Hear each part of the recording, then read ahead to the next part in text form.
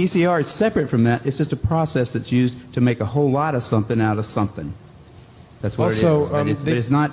It doesn't tell you that you're sick, and it doesn't tell you that the thing you ended up with really was going to hurt you or anything like that. That's what it's not.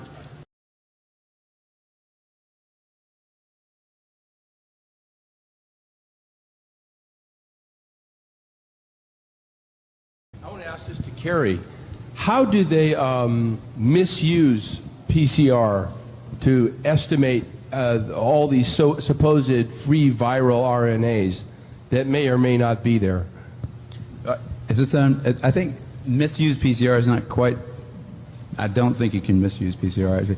No, the results, the interpretation of it. See, if you can say, if they could find this virus in you at all, and with PCR, if you do it well, you can find almost anything in anybody. It starts making you believe in the sort of Buddhist notion that everything is contained in everything else, right? I mean, because if you can amplify one single molecule up to something that you can really measure, which PCR can do, then there's just very few molecules that you don't have at least one single one of them in your body, okay? So that could be thought of as a misuse of it, just to claim that it's meaningful.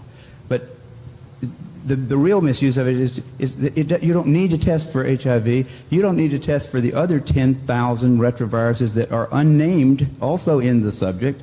See, somebody that's got HIV generally is going to have almost anything that you can test for because they have definitely been. HIV is a fairly rare virus.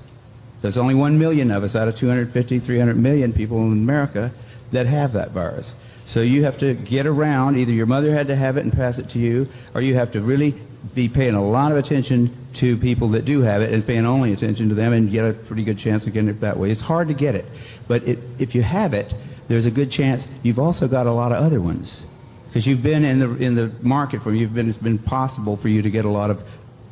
To test for that one and say that has any special meaning is what I think is the problem. Not that PCR has been misused. It's like. It's not an estimation. No, it's a really quantitative thing. It tells you something about nature and about what's there, but it allows you to take a very minuscule amount of anything and make it measurable, and then talk about it in meetings and stuff like it is important. See, that's not a misuse. That's just sort of a misinterpretation.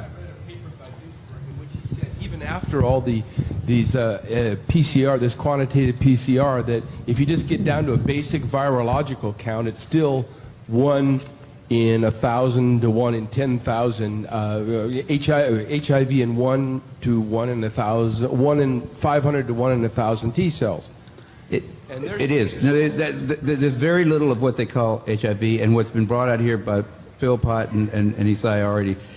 The measurement for it is not exact at all. It's not as good as our measurement for things like apples. An apple is an apple. You know, you can get something that's kind of like, if you got enough things that look kind of like an apple and you stick them all together, you might think it was an apple. But and HIV is like that. Those tests are all based on things that are invisible, and the results are inferred in a sense. PCR is separate from that. It's just a process that's used to make a whole lot of something out of something.